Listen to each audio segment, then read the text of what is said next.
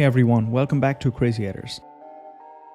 Today in this short video, I'm going to teach you how you can go ahead and create a shortcut for any application.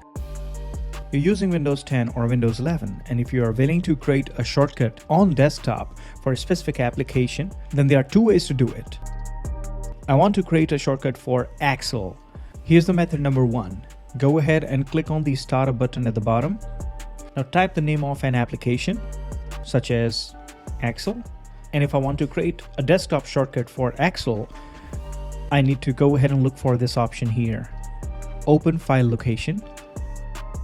Further in this window, I can see the list of applications. Excel is already selected. Let's make a right click here, show more options, and then move cursor over send to and choose desktop. This is going to simply create a desktop shortcut for Excel. Let's repeat the process one more time. I want to create a shortcut for PowerPoint. I will make a right click, especially this is on Windows 11, show more options, and then send to desktop. Let's close this window, and here are the shortcuts. However, there are some applications you cannot simply find them or create their shortcuts. So there's a method number two that you can apply and create those shortcuts as well. Here's an example. I have an application named HP Smart. If I want to create a shortcut, I don't know the location of this application, and I cannot go there and create a shortcut like I did with the Excel and PowerPoint. So for such applications, press Windows and R together, and in the run window type shell, S-H-E-L-L, colon, apps folder.